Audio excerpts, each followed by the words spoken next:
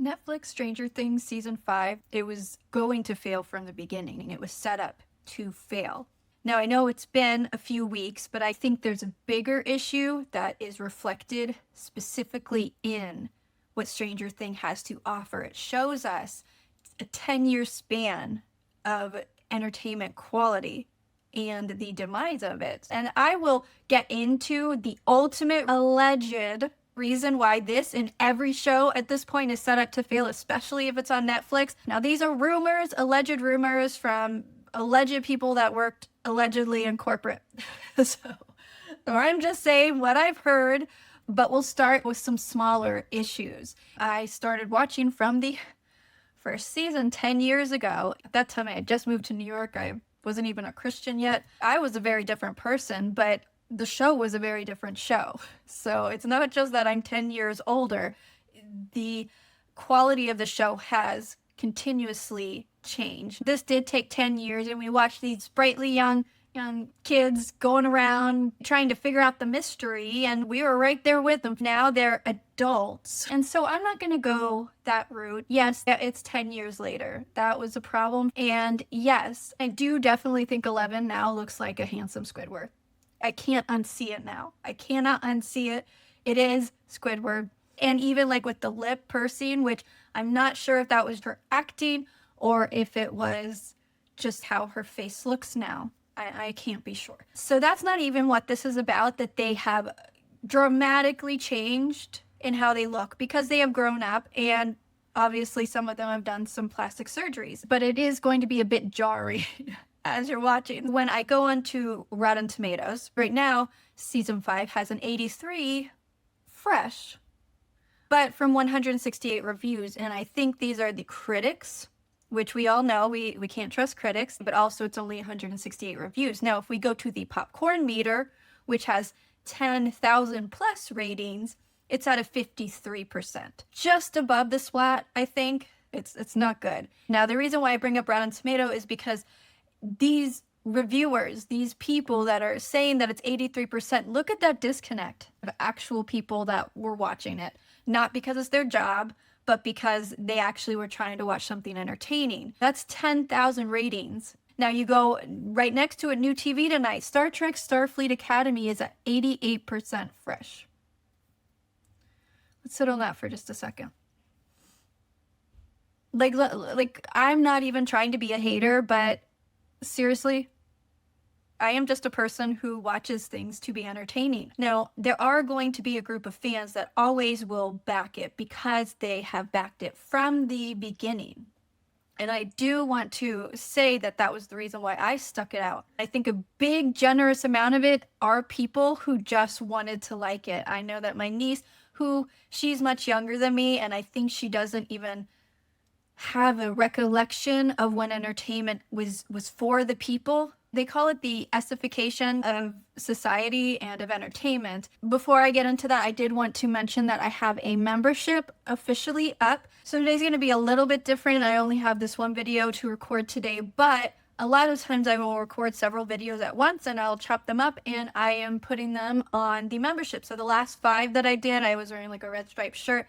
I actually posted all of those on the membership prior to releasing a few days so that I could sequence out the release for the public release of those. So that's one aspect of the membership. But the main thing that I'm excited about the membership is that I have a live tier. When I have a few more members, I'm going to start doing lives. I've never done a live before, so I'm excited to figure all of that out. Okay, moving forward, you got to give the younger people a little grace because by the time that they're really consuming media, the Enshittification process is so far in. But I come from a day when the viewership actually mattered. They wanted the user to be happy. Basically, it starts out reeling you in, giving you the best, I can't even believe it's free sort of vibe. This is amazing. And then quickly, after, it's established and it's cut out all the competition because it's so cheap and it's so amazing, then they start to upcharge you and they start to flip it.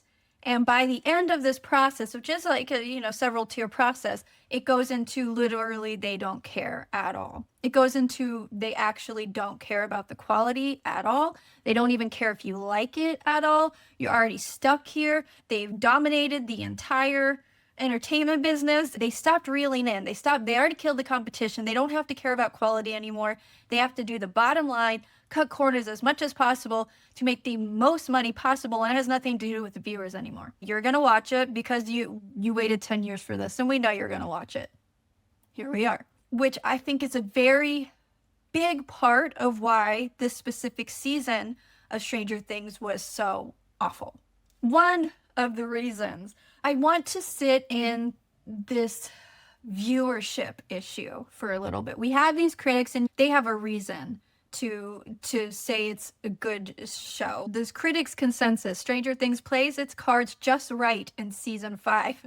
Sorry, it's just a joke. Solidifying its pop culture classic status with genuinely captivating genre fare. Like, really, I can't even say it with a straight face. It is so bad. But if we want to go pull into what the audience says here on Rotten Tomatoes, by an almost admirable margin, and without a shred of doubt, this is the worst season of the entire saga. And he continues and goes into it. But I mean, we can't say like that was a half a star. This other person gives it half a star. These are just the audience main reviews that just pop up on the first screen. Can't recommend. First, where were the Demogorgons and bats in the Upside Down? I mean, that was the big issue for all of it, the inconsistencies of the entire season, which brings me really to one of the reasons why I think Stranger Things is set up to fail. The Duffer Brothers obviously didn't have a lot to do with it. I think it might have been fully or mostly written by AI. And we all know AI doesn't have really good ideas. They just regenerate older ideas in slightly variated ways. So we did see a lot of not nostalgia for the 80s, which is more of what the first seasons were, but nostalgia for the good old days of the show. If we really have to look into the Stranger Things ecosystem, I think one of the big reasons why season 5 was so bad, not only because they switched the directors, I think season 1 and 2 was a specific director, DP at least, and I know that they had a specific wardrobe person for 1 and 2, or at least people for 1 and 2 that were the same. And so you can see in season 3, there was a dramatic shift in the wardrobe and the lighting and all of it. There was a vibe in season 1 and 2. You don't realize it until it's gone, but it really picked up the quality and the level and the enjoyment and how you were immersed in that show and in what was going on. Where I get season 3, it moved into a little bit campier type of 80s vibe, and I still appreciated that. And I thought maybe that was that season, and then it was gonna go back to more of the original. But after season 3, it just stopped even trying to be about the 80s. I might as well have just been watching anything. But why did that inconsistency happen? We know there was also inconsistency because they actually tried prior, but then we have the Enshittification of everything. And so now they have to do all this CGI, all these green screens. Like, they didn't try, they didn't want to waste time. They didn't waste time on wardrobes. They didn't waste time on hair. They didn't waste time on scripts. They just wanted to do something, which is surprising that it seems so rushed in what the final product is and how the post-production was so not great. And it took 10 years to come out. Everything that made the really old school version, the less CGI version, actually so good was completely lost by the final season. It doesn't feel like anyone's in danger. It feels like people are running around in a empty room. You have windstorms coming at you. Toilets are flying across the screen and they're just standing there. Oh, I'm gonna climb this tall thing and let's all get here. And anyone that's been up somewhere high, if you look down, there's like a weird disorientation. None of that happened. Nothing was consistent in that sense, but it also wasn't consistent with any of the earlier things. Like the Demogorgons, sometimes they were really easy to kill and then sometimes they weren't. It wasn't consistent. It didn't look at even the past episodes, let alone past seasons, to express what things were. And even the Upside Down looked completely different from the initial. And I feel like in those changes, credibility is lost. You're supposed to be sucked into a story. And I don't believe they were trying to be campy. Like Buffy the Vampire Slayer, if you watch any of that, if you watch Charmed or any of those, you will know that they are leaning into the weirdness and dumbness of the evil characters. They're not that scary, but that's not the point. It's supposed to be like absolutely absurd. That was the thing. It wasn't like, it's one of the best things about it, but they leaned into the camp. They leaned into this dumb, scary vampire look. Like, they leaned into it. They didn't take themselves too seriously. It was meant to be exactly what it was, where Stranger Things has just ridiculous demons and things now, but they want to be taken seriously. So that in itself is annoying. So there was that aspect that was set up to fail just by their choices of cheapening everything, using CGI, taking themselves way too seriously, and the Duffer Brothers, they obviously had no idea what was going on. I don't think they had any part of this. If you look at any of their post-season interviews, they are making it clear, like, they have no idea what's going on. Not only in the world, but in Stranger Things. They have no clue what has been happening over the last years. They have no idea. They don't even know what happened last episode. The stuff that they say is so contradictory. That is exactly what's wrong with season 5. None of it connects. None of it makes sense. It is the end of something, and you're not going to please everyone. I understand that. However, you're not going to please anyone. Not anymore.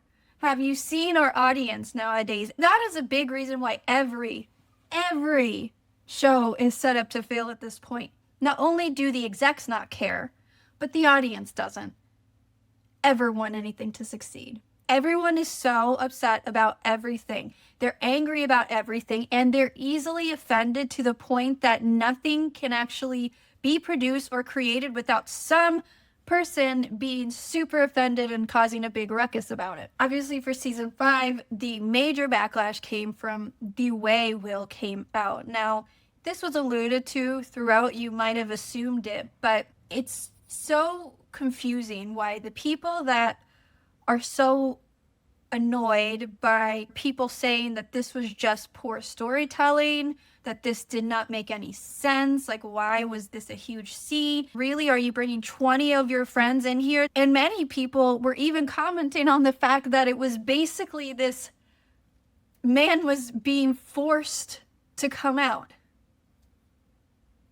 which you would think that in itself is extremely problematic. And to what end, as far as it felt inconsequential after the fact. And the same people who are telling us that if we didn't like it, that we were homophobic, are the same people who are not talking about the problematic storyline that is surrounding this whole issue. The same people, Finn Wolfhard, turned around just a few weeks later calling him a misogynist, and that he made misogynist, sexist comments because he was on SNL. I don't love toilet humor, but I really did appreciate this classic joke. It's not the only time we've ever heard a joke like this before, but he specifically talked about the Demogorgons and this look that the Demogorgons have. I laugh every time because the flower, right, is reflective of a female, and it's a certain personality type that's just coming at you. It really is what I picture when I see all these crazy Karens in the streets. And so I thought it was actually hilarious because I didn't take it as an offense to women. I took it as like, oh, this is a type of woman. And yes, they are scary. And he wasn't being misogynistic because he clearly wasn't showing hate or contempt. He was showing fear. So he was just afraid. Some women are really upset that it's talking about how ugly their, special parts are. I don't know why you're so attached to what a stranger thinks about women's parts. It's not like a Glamour magazine photo shoot. Why do you need to feel pretty in these areas? It's private. Whether you like it or not, like whether you agree with it or not, it's not misogynistic. Nothing about the comment was even hateful toward just women in general. Is it sexist? It's possibly sexist. I mean, it's based on stereotypes on that aspect, but it's not prejudiced in a sexist way. It's a joke about a body part, about what they may or may not look like. I think if you cannot talk about body parts, like, come on, like, Get over yourself. Why does it matter what a guy had a joke that was written for him said on SNL? You cannot win. And every other show is going to fail. They are set up to fail because you cannot please this audience. They want to be angry. They want to be outraged. They want to be upset about something. They are upset in their hearts and they want everyone to be down in the dumps with them. They cannot take a joke. They have no sense of humor. And I don't think every joke that I hear is hilarious, but I don't go and talk about how offended I am on the internet about it. But I believe that the number one reason why this and every other Netflix show is set up to fail, and they don't even care if it fails, is because of the second screen. It's a second screen policy that it's purported, alleged, that Netflix really is behind a second screen policy. That a lot of scripting things, that even there were reports, these are rumors, that a lot of things that were sent in for the Stranger Things season 5 actually were cut down by corporate, and many things were told to be more second screen friendly, not second screen friendly enough. It's not hard to connect the dots when you hear that concept and then actually see, yeah, we are over here getting absolute crap handed to us, told to us over and over again. The amount of times that they had to explain a plan, they had to talk about getting Derek, they had to talk about what exactly they're doing, and then they had just talked about it. So now we're going to go on this scene and we're going to re-explain everything we just explained over there. It's a different background. And so a lot of the season is taken up telling you things, then holding up signs about the things, and then reading the signs to you about the things, and then showing you the things and talking about the thing that you should be looking at and seeing. And you're not. Why are you not? Because you're looking at your second screen, apparently. I don't think that second screen friendliness matters. And I don't know if this is really where things are going to go, or if it's going to be a pendulum swing backwards. Screw the people who aren't paying attention. Let's write something decent. Let's produce something decent. The problem with that is you have to go through the other essification process, which would mean that you have to spend more money. And we already know we're past the point of no return on people wanting to spend money on anything, not even a good producer. Let's just use AI. If something doesn't change, Hollywood as we know it is never going to get better. I don't think that means Hollywood is just going to disappear, unfortunately, which is why it does matter. It matters that Hollywood needs to get better again. It needs to start caring about their scripts again. AI is not a great storyteller. AI cannot tell a story. We're stuck in a remake hell over here because AI cannot create anything new, or at least the AI that we have available, rather than actual thoughtful humans who have new, unique ideas. It's learning from the mass group of people that we've already explained is a big part of this problem. Humans have this weird creative chip, and especially the creative writers out there. There are so many that can twist things around and create a real, new, unique story. And then you have the directors and all these humans coming together to actually use their brains and put in things that weren't generated previously by someone else. And until we actually stop doing the things that we're doing, which is all to make money, and it's all at the expense of the viewer because the viewers are going to be there anyways. Case in point, I'm only continued to watch the Stranger Things even after season 3. I only continued because I had already watched it and I had already invested in it, and you just kind of want to see how it's going to wrap up, and a part of you hopes it's going to get better. But it's that whole process that all the other options have gone away.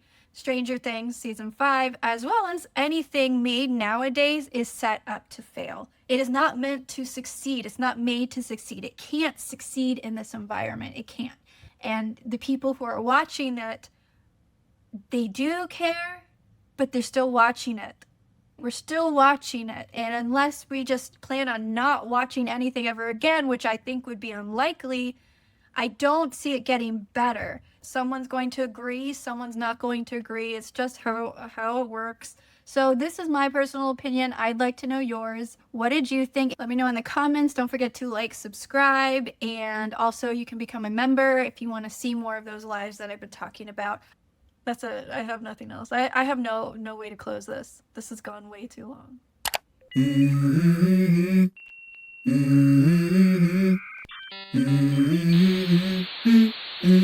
Let's go.